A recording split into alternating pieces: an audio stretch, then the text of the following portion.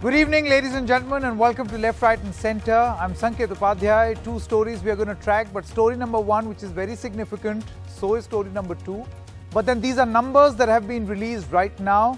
Opinion poll numbers from all the poll-bound states that have been released by different pollsters. These numbers keep changing. Do know that. So what we've done is, we've collated all the numbers from all the pollsters together on one platform right here for you. So, the poll of opinion polls on NDTV in just a short moment. That's going to be story number one. We'll also be getting you the double mutant strain, which is going to be explained. So that's the opinion poll on your screen that you just saw. We'll get you those numbers in just a moment. But the other big story, the double mutant explained. India is facing a new COVID challenge, and the government has acknowledged that and released certain documents and given some amount of clarity. But what more do we want to know or should know about COVID-19 and its different mutations? It's being called the Indian variant. We'll tell you all about it in just a short moment. But very quickly, the poll of the opinion poll numbers on your screen right now. Let's quickly take a look at them one by one. First of all, we'll begin with West Bengal. Opinion poll of a total of 294 seats, where the majority mark is 148. People's Pulse, the agency, gives the TMC 95, basically saying that TMC is losing big time, and a whopping 183 to the Bharatiya Janata Party, which means, according to this agency called People's Pulse, they're forming the next government, the BJP. Left and the Congress at 16. C voter is making Mamata Banerjee win. Of course, this is not the spectacular 2016 win, but still, she's going to cross the halfway mark at 160, BJP at 112 as a formidable opponent. The CNX survey says that the TMC is going to get 141, slightly short of the majority mark. The BJP will get 135, so there'll be a neck-and-neck contest for government formation, basically a hung assembly. TV9 gives the TMC 146, again too short of a majority mark, BJP 122, and the left and the Congress get 23. Basically, all pollsters are saying that the left and Congress stand no chance in this election. And the contest is very much between the TMC and the BJP. Let's take a look at the Assam numbers. C voter gives Congress and its allies 56. So the majority mark is 64 in a house of 126. Where the UPA gets 56, the NDA gets 69, which means that they're going to form the government according to C voter, and others will get 1. So according to them, the Badruddin Ajmal factor could have worked, but not enough to get or propel the UPA to power. TV9 also gives the UPA 50 and the NDA 73, which means that the Sonowal government or the Hemanta Biswa Sarma government, whoever becomes the chief minister, is going to propel to power. Let's take a look at the Tamil Nadu numbers. Again, a very significant opinion poll that is being carried out. C voter gives the UPA, basically the DMK as well as the Congress, will hit home with 177. They will cross the majority mark, and how? By a huge margin. This is a house of 234. NDA will get 49, which includes AIA-DMK. There are other players like Kamala Hassan, who will get 3 according to C voter.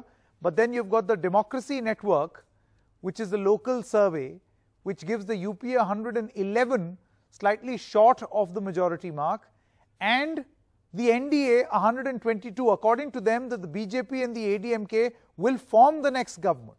So these are the two opinion polls coming from Tamil Nadu. Kerala opinion polls now. There is, as of this moment, we have only one agency. UDF gets 62, which means there will be a neck-and-neck contest in Kerala. But the LDF is going to return to power, according to C voter, where a majority mark of 71, LDF is going to get 77. So they will have a thin majority, but they will sail through. And now Puducherry, again C voter is the only agency we have as of this moment, which gives a clean sweep for the NDA. An NDA that never even existed or did not have a very strong presence. The BJP never opened its account. Now will have 21 seats in a house of 30. And the UPA, Mr. Narayan Sami's government and its reflection will be a total of a single digit of 9. So those are the opinion poll of polls right there on your screen right now. I want to introduce our guest this evening, N. Ram, Director of the Hindu Publishing Group, Sagarika Ghosh, Senior Journalist, Sumansi Raman, Senior Journalist and a Political Analyst, Sabha Naqvi is also a Senior Journalist, and we have Sanjay Kumar, Cephalogist and Professor at the CSDS. Thank you very much. One by one, let's take your opinion on this. We'll begin with you, Mr. N. Ram. You can choose to talk about your home state or the overall picture. What do you make of these poll of opinion polls? I think there are other polls. So far as Tamil Nadu is concerned, the other day I was in a panel to discuss the findings of another poll which you missed here, and that's the poll done for Pudhiya Thalamurai TV channel by the App Research Group, which showed that the DMK-led front is far ahead, something between 150 and 160 seats, and the opposition alliance gets just a little over half of that. So that's, I think, very, very significant. They've had a good track record on that. So I want to point that out. Sure. I think that should be included because nobody knows what this democracy network is. You know about C-Voter and some others, but this is, I wouldn't take that seriously. No, that's a good suggestion. So we're going to put this Pudhiya Thalamurai opinion poll that you're talking about, we'll put it in our assessment. Yeah. But then, Mr. Ram, what about the other states? I think so far as Kerala is concerned, that's what we hear from journalists on the ground, that the LDF is ahead, but it's going to be close, and so on. So at the moment, I would go by C-Voter. Bengal, contradictory reports, but West Bengal, but it does look, but serious polls do give the TMC the lead. But it's going to be a very tight and tough contest. Pondicherry, I very much doubt that that's the current situation, because if Tamil Nadu, if there's a big win for the DMK and the DMK-led alliance in Tamil Nadu, I think that wind will blow across to the union territory, and surely, I can't say who will win, but that gap is surely going to narrow if what we know about Tamil Nadu, if the findings of these polls in Tamil Nadu really come true. And we are talking about, in the Pudhiya Thalamurai poll, 10 plus percentage point lead on every count, whether you ask about who you're going to vote for or who's the leader you most support. The Stalin leads EPS by 10 percentage point more, 10 percentage points, which is huge. And in that kind of contest, if that comes true, assuming they've got the share of the popular vote correct or reasonably correct, you're talking about 180 seats rather than 150 or 160. On that we had a discussion the other day. So Pondicherry, I think, although it's very small, I would very much doubt that the gap is as much as that. But it is true that Mr. Rangaswamy, who's now with the NDA, is by far the most popular leader in Pondicherry. And it's so there will be gains for the NDA, not the kind that has been predicted by C-Voter. I think that's the point that Mr. Ram is making. Very quickly, Sagarika Ghosh, let me now come to you. I'm sure you must have done your assessment. What do you think of West Bengal, which is a keenly contested battle, and your assessment of other states as well? Sagarika. Sanket, I would strike at the very beginning a cautionary note, because I think we've seen in the past that opinion polls generally can be a little off the mark, because as we saw in Bihar, I think it's really the exit polls that give us more accurate numbers. So opinion polls often do go wrong. So I think I would strike a cautionary note. Let's go through the states. As far as Bengal is concerned, in fact, the People's Pulse poll, and in fact, I know the gentleman doing it. I think it's Dr. Sajjan Kumar, right? Yes. Is that his?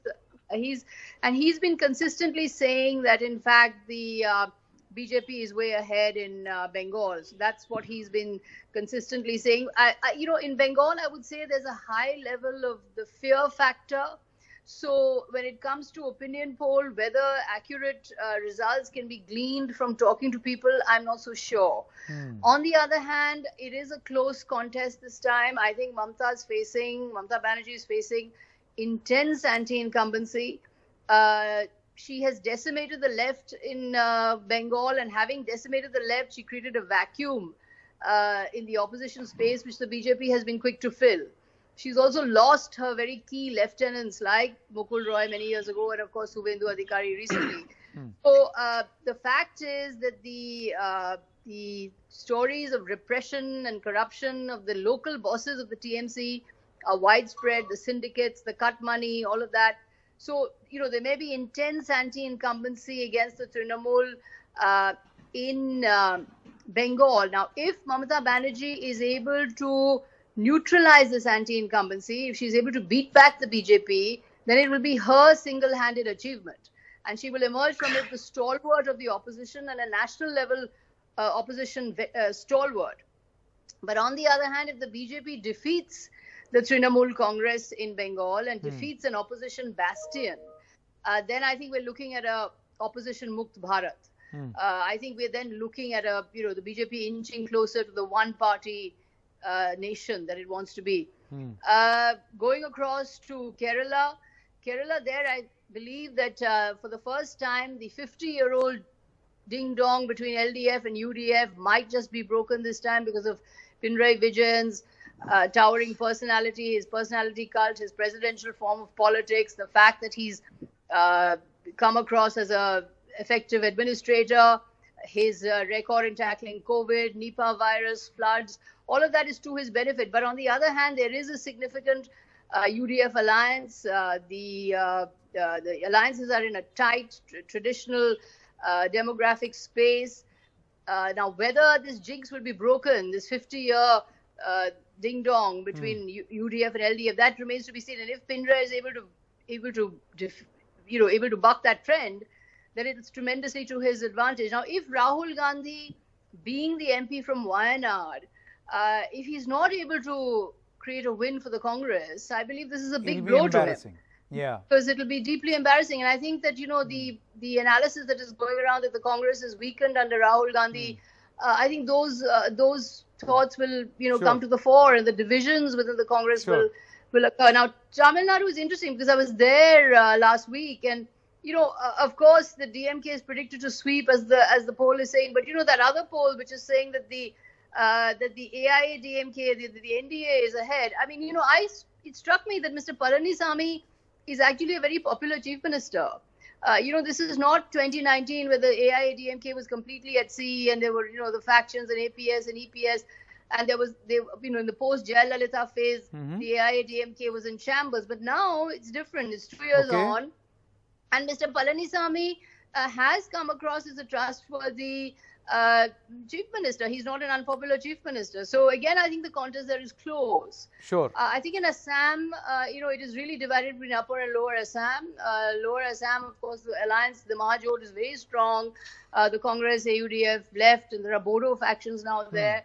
So I think the Congress might, the Mahajot, the Congress alliance might well sweep lower Assam. Ahom dominated upper Assam will go the BJP way. Yeah, but both these surveys, both these polls don't show a massive gain for Congress and its ally. No, they don't. I think that I think that's interesting because I think that they're both showing gains for the NDA, for the right? BJP. In fact, they're both showing a BJP government. So, yes. So I think that in that case, yes, I think the BJP will come back, possibly likely to come back to power because, the Congress is hamstrung by the fact that it doesn't have a face. I think if Mr. Tarun Gogoi was still around, I think it would be a different story. But there is no face. And on the other hand, the BJP has strong faces. Face or political conviction. I mean, both these things will be a point of criticism.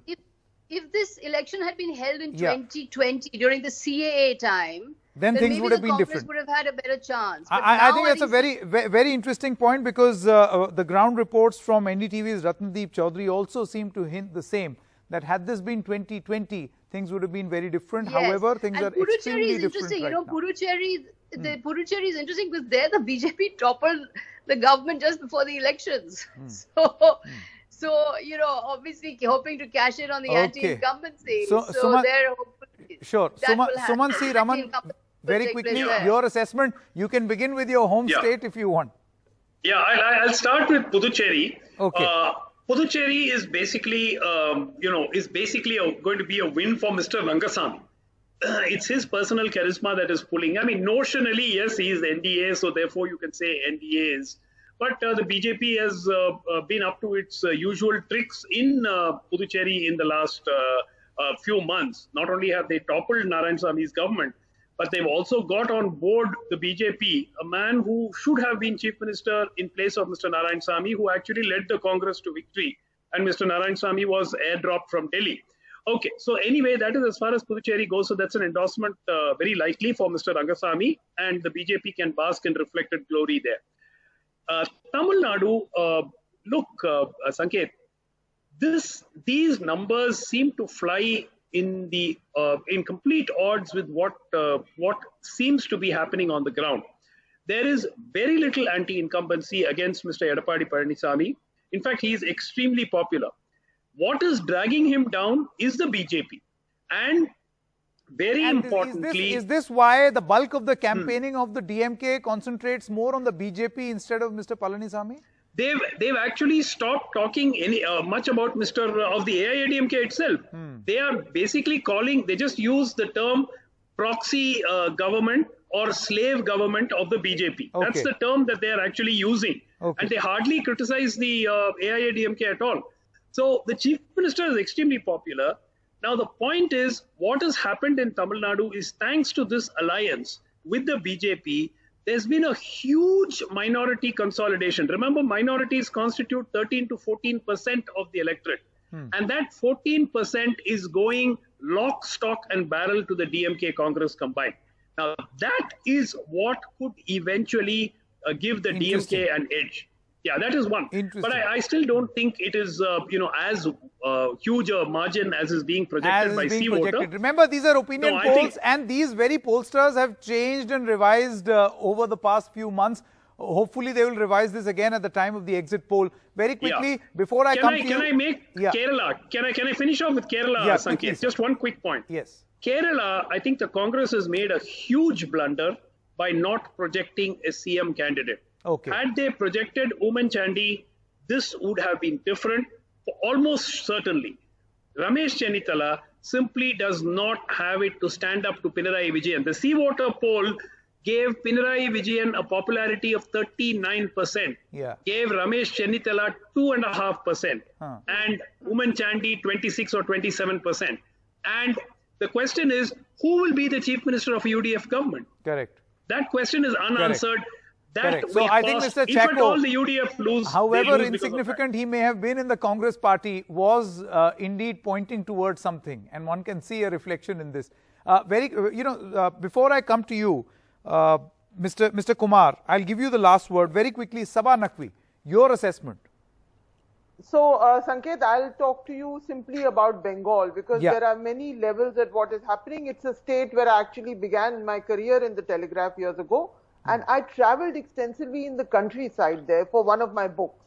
So Bengal is a state which you have an illusion in English language where people are very civilized and there's a Bhadralok. People have got nothing. It is actually worse than where you and I come from. They have nothing on the ground. Okay? So you have one set of people who talk in a very radical language being replaced, and then Mamata Banerjee comes along. She herself is popular because she's, it's not about her, it's about the thuggery that goes on in the countryside. What the Bharatiya Janata, we are going to talk about Hindutva, what the Bharatiya Janata Party is managing to do there, I'm going there day after tomorrow, is they are managing to, first of all, bring Mandal to a state which continued to be represented by upper caste, be it left or be it Trinamool Congress, even as Mandal transformed politics in North India, and Tamil Nadu had already undergone that process way beyond, which is why in every social indice, Tamil Nadu is way ahead, Kerala is way ahead, okay? So Bengal is very poor on everything. There is nothing there. And there is repression, and because there is no wealth generation today, you have these bunch of goons all over the place. When you walk to a village, they will ask you in Bangla, who are you? Why have you come here? This is how it used to be in the left. I believe it's exactly the same right now. So if the Bharatiya Janata Party has reached so close, whether whoever forms the government is not the point, it's almost, in my view, almost like a victory for them already. Okay. You know, they have reached so close And all this Bhadralo, ko never, we are so liberal, all that is rubbish. Nothing was delivered. There's Calcutta. Sure. There was nothing was delivered in the countryside. Sure. So forget the Bengali elite vision of itself. Yeah. We are talking about other processes which are not only and about... I'm pretty sure that the politicians understand this dynamic and what is going to happen on the ground. Now, last word to Mr. Kumar. I want to bring you in now. Your assessment, Mr. Kumar. See, first, polls are not an indication. Pre-polls are not an indication of what is going to happen on the election day, on the counting day. Yeah. These are only an assessment when the poll was conducted. So don't take it seriously that if the poll says, the poll which was conducted in the month of January, February, or even early March, that this is going to happen in all these states. And this these is are merely an you are saying this as a pollster yourself. Any common man, this is the way to understand polls. Why only pollster? You as a journalist should also look at these polls like that. Absolutely. This is an indication. If we don't look at polls like that, then we are minimizing the whole impact of campaign. Why does the campaign take place? So the polls are indication, the pre-polls are indication of the mood of the people when the poll was conducted. Largely, I will go along with most of the polls which has indicated different parties winning in different states. Also, there is one more caution. If you do a pre-poll much in advance, maybe 2 months, 3 months in advance, there is always a tendency of ruling party being overestimated unless until ruling party has performed very badly. So in most of the states, the ruling party is getting an overestimated. All the states, ruling party is getting overestimated. But finally, my own sense is that Bengal, clean contest, but Trinamool is ahead. Tamil Nadu, keen contest, DMK is ahead. Kerala, keen contest again, but left front is ahead. We may see different kind of a pattern there. Puducherry, NDA is ahead, but not with the margin, the kind of margin which we are looking at. Assam, BJP is set to win the election, but I think Congress has pulled back in a big way. I think 2 months back, I thought that there is no elections in Assam. But Congress and the allies are doing very well and they are giving up a fight to BJP. But I think BJP is going to win elections in Assam. Okay. Okay. Thank you very much to all you noted journalists as well as scholarly people who have studied election-bound states in a detailed way, and you're giving your assessment. Let us save this tape for the day when the counting will take place and put pollsters to account. Because again, there is a health warning coming from everyone, all of you all. Don't take these opinion polls very, very seriously. Thank you very much. Let's now shift focus to story number 2 right here on Left, Right and Center. Again, a very, very significant story. The government today has said that there is a new variation. Yes, it is a fact that any form of virus, particularly coronavirus, will mutate. It will have different mutations. But what is this India variant? Why is it being called a double mutant? And why should we be very, very careful? To answer all these questions, I want to introduce a man who will have most of these answers, Dr. V.K. Paul, member of the Niti Aayog and chairman of the Board of Governors for the Medical Council of India. Thank you very much, Dr. Paul, for joining us. My first question to you is, how much should India be worried with this new mutation? Well, India has set up a very robust mechanism to sequence the viruses for possible mutations of interest, mutations of concern, and mutations that may require investigation through our national laboratories, 10 of them in various regions. So we have first and foremost, a very, very systematic and a robust mechanism. Since the advent of the UK variant, so to say, in December, we have subjected as many as 11,000 virus strains to sequencing to detect mutations that are likely to be there, with particular interest on the mutations that are UK variant mutation, which is B117, the South African variant, as well as the Brazilian variant. These are the three which are quite important in terms of the international impact. So today, we shared the results and the data emerging from this particular intensive collaborative, which goes by the name of INSACOG. And what we are reporting in terms of the results is a couple of things. One, that UK variant is there in multiple states. South African variant is also there, but in very few states. Brazilian variant, only one occasional detection has been done. Then you have some of the mutation that you are referring to. These are E484Q, L452R, which have been found in some states, in particular Maharashtra. And these have also been brought to the attention of the scientific community and the people in general. You are now asking, what is the significance of this? The significance of the UK variant is that it is present in several of our states, and you have that slide that we showed there.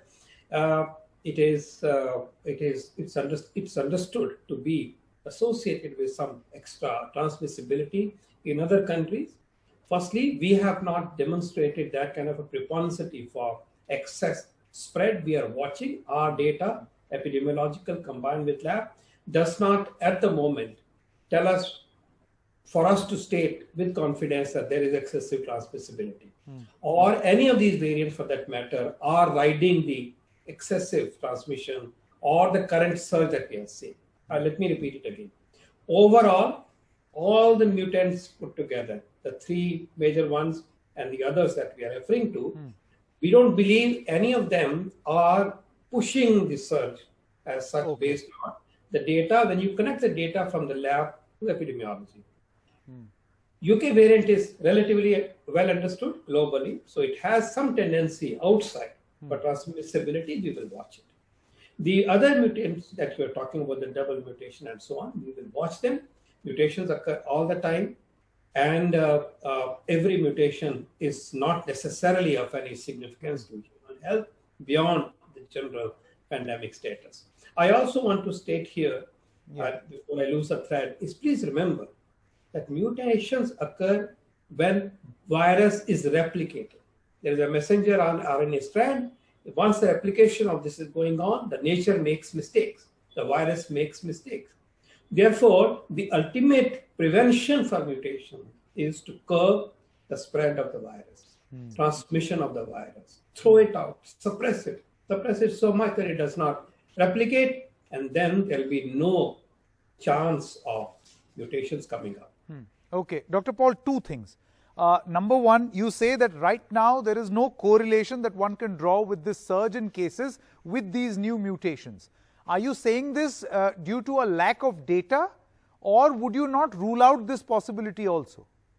Well, we are saying this on the basis of extensive data that's available to us. 11,000 strains, systematic. Have faith in our scientific, capabilities. Sure. These are, world-class laboratories spanning all the departments, from ICMR to DBT to DST and so on and so forth. So when we are correlating the mutation to the clinical behavior of the spread systematically by our NCDC, National Center for Disease Control, we don't see a link. If we do, we will share it with you. Sure. It's a work in progress. It's a surveillance. It is not a snapshot. It is a continuum that we are watching. Dr. Paul, my next question is very significant. Obviously, people thought that the vaccine is going to be our big solution to take care of, the virus and all its mutations. As of this moment, can you tell the viewers whether vaccines in their present form are good enough to work on this new variant as well? So let me put it very clearly. We understand that both Covaxin and Covishield work against the UK mutation, very clearly established. We also believe that both these vaccines work against the Brazilian strain as well. We have still to carry out work on the South African variant to be certain. Preliminary results for Covaxin show that it covers that variant also, but remember that variant we are not finding in copious, spread. Correct. So for the moment, the main message is our vaccines are working. We do not have a signal to say that any doubt should be assigned to these vaccines. Go ahead them, embrace them, take this vaccine, create a population of vaccine protected individuals among those who are eligible to receive the vaccine. No worry at the moment. We are watching it. Our scientific endeavor will continue to look at this very important area that you have flagged. Thank you, Dr. Paul, for clearing these doubts. The right information is very, very important when we are dealing with these, the information of number one, a surge, and number two, a new mutation. But thank you so much for clearing the doubts. Hopefully there will be more in the future, and it is absolutely normal to have these doubts and clarifications. We hope to seek your advice again. Thank you very much for joining us right here on this program. We are stopping for a short break at this moment. We asked more such questions which we sourced from you, the viewers, through the day, and we put those questions to two other experienced doctors, Dr. Guleria of the All India Institute of Medical Sciences and also Dr. Trehan of Medanta. We'll play out that interview after a short break. Stay with us.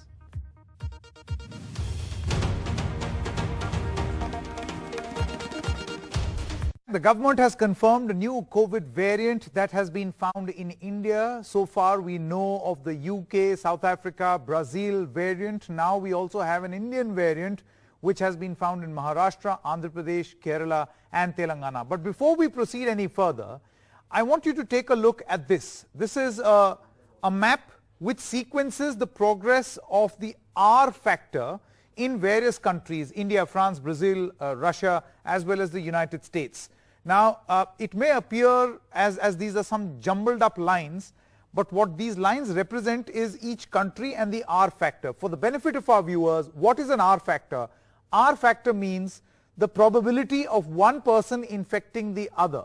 So if the R factor is more than 1, that means that one person is infecting more than one person, and that's an extremely undesirable situation because then the trajectory only moves up. If the R factor is below 1, that basically means that one person is infecting fewer people and thus COVID is under control. So we have taken a time frame. This time frame is from October 2020 till March 22nd, 2021, and we'll show you what actually happens to the R factor. So that's India, by the way. Very, very low R factor, the lowest. Then France drops, India is second last, India then again becomes the last, which is very good. But suddenly, somewhere in February, you see this Indian line going up, up, up, up, up and continuously moving up. I don't know if you can see this line or not. This little green snake, the green line over here is India's R factor as opposed to France, Brazil, Russia as well as the United States. So from the bottom of this scale to the topmost and rising really fast, really steep. Now this is an undesirable situation, and if this continues, it could be a big reason for us to worry. What do experts feel about this, and could this be a result of the new variant that the government has told us about?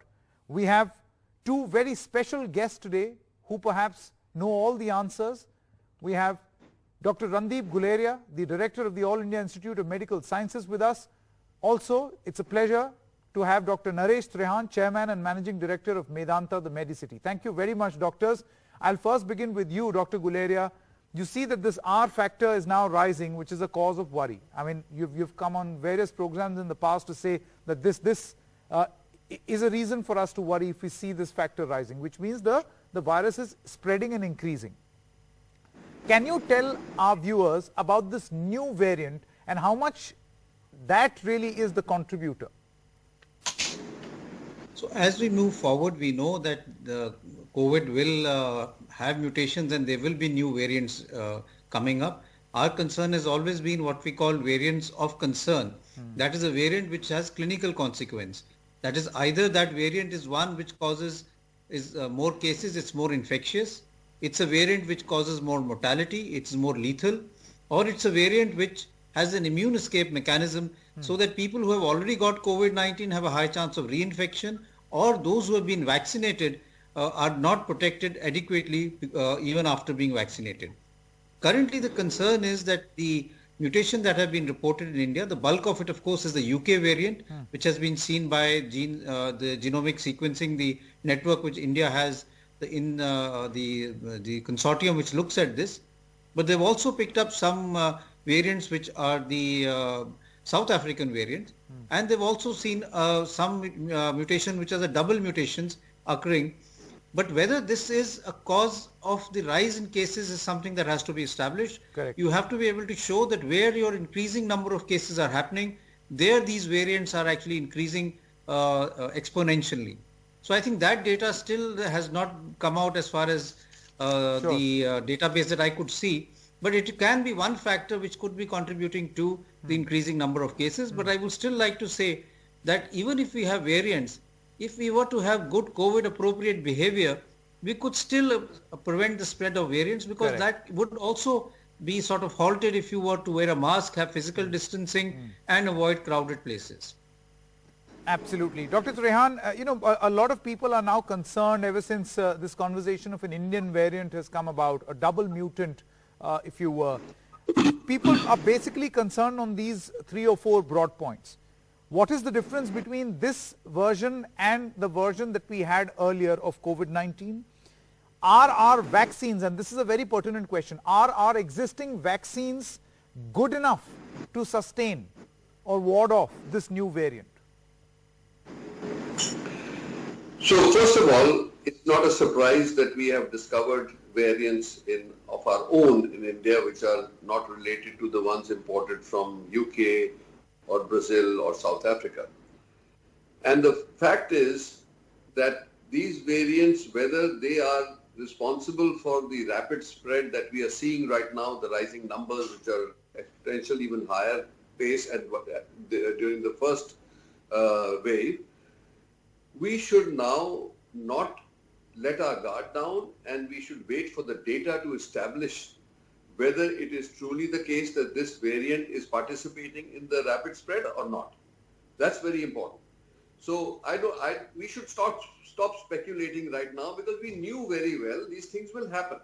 And if you remember, and we have Dr. Guleria on the screen also, that we have been saying day in and day out, look, the virus has not gone away.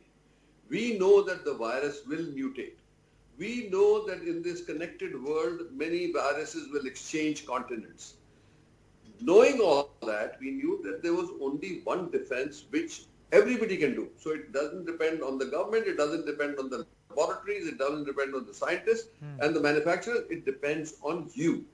So the whole idea is you become the center point of this defense, that moving forward. Now, all the adjuvant stuff that we have, vaccines, better treatment, less mortality, all those things are very nice, but they still don't take away from the fact that COVID appropriate behavior is our only savior. Correct.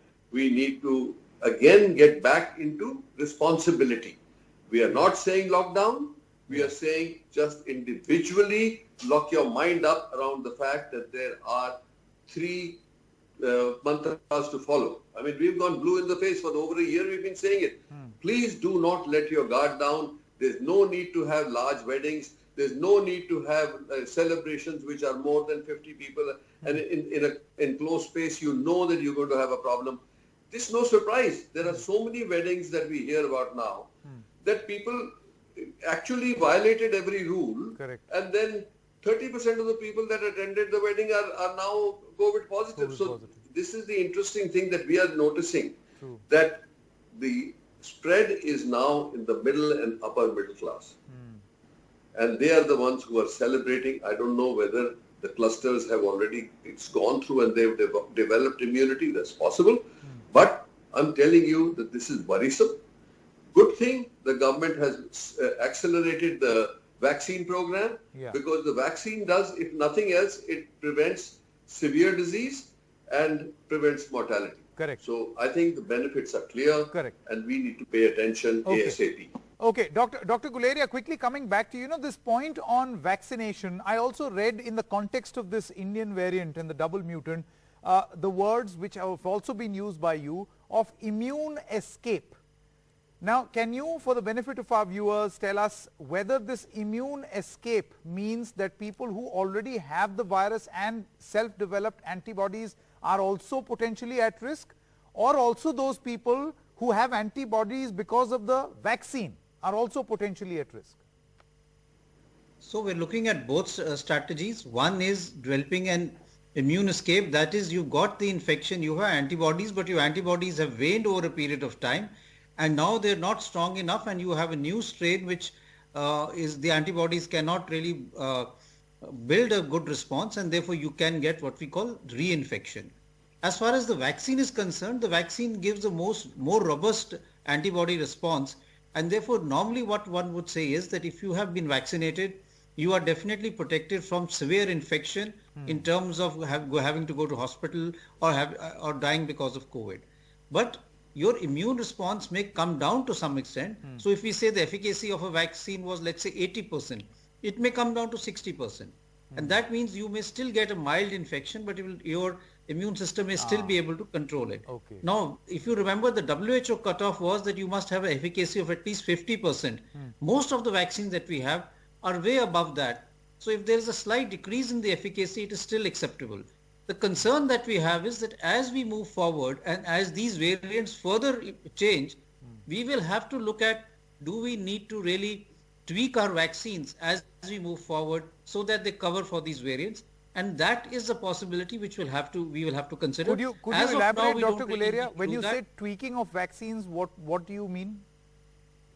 When we say tweaking of vaccines, we do this every year for an influenza vaccine. Every year we give a flu shot which is slightly different from the year before, depending upon what we call the circulating strain. So you could tweak your vaccine so that it now covers for the variant also. In terms of the type of vaccine that you're making, the antigen that you're preparing will cover for the variant also, and therefore gives antibodies which also protect you against the variants. And there is a lot of research going on to look at whether you could develop a vaccine which could even cover for subsequent variants using what is known as computational science and other scientific database, so as to be able to provide more widespread cover even for future mutants which may develop. Correct. Dr. Trehan, quickly coming back to you on the point of vaccines. See, of course, that one point has been made loud and clear by both of you gentlemen, that the best way to prevent this is COVID appropriate behavior. That message has gone across loud and clear from the both of you. But Dr. Trehan, on the vaccine front, do you feel that it is now time for the government to perhaps consider some more vaccine candidates? I mean, the more vaccines we'll have, the better the chance to save people. So of course, but you have to wait for the data to prove safety and efficacy before you can approve even for emergency use. So now you've heard again and again that Sputnik is possibly on the anvil, and it probably will get approved because they say unofficially the data is quite robust and it has been used in zillions of doses around the world. So there is every possibility that Sputnik will also come to the market very quickly. Now, the basic thing is that the government is trying to match the supply of vaccine with opening up the the sector for saying what age group, what phase, which segment to open. The point now is that we know that around 50% of the people who are eligible in that segment are actually getting the vaccine. The second thing that's happened is that we have extended the guidelines. The government has extended from 4 weeks to 6 to 8 weeks. So I think that panic of shortage of vaccine is waning now, and we should aggressively open up as many sectors as possible and let people get the vaccine, the ones who are ready, those who don't have the hesitancy. And as numbers grow, the confidence will also grow and more people would like to get it. Now, this hesitancy is not only peculiar to India, it is all over the world. There was a big report yesterday only, I think your channel gave it, about what percentage is actually accepting it. So I think there is enough vaccine. I think there are enough people who want it. And I think the more we can vaccinate, the better off we'll be in the long run. Okay. Dr. Guleria, my final question to you. Again, reiterating the point that both of you have made, that COVID appropriate behavior is the thing that is going to save a majority of people, that has the maximum efficacy, if you were, in place of any other vaccine. But, when vaccines are made, Dr. Guleria, and knowing that these viruses tend to mutate, don't vaccine candidates factor this in, that there will be mutations? No, they factor it in, but you can't predict what the mutation is going to be like. No. So you will have to only be able to factor that in or change the virus, the vaccine depending on how the mutation evolves. One cannot predict what mutation will happen. And that is not only true for this virus, it's also true for the influenza virus. If we knew every year which is the mutation that's going to happen, we could stockpile the vaccine much in advance. We're not able to do that because the fact that we are not able to predict how the virus will mutate, in which direction it will go. And that is what is happening as far as COVID is also concerned. Therefore, we will have to go along the path as mutations occur, we develop vaccines also to take care of that mutation. All right, Dr. Guleria as well as Dr. Trehan, thank you very much for joining us on this broadcast. Thank you.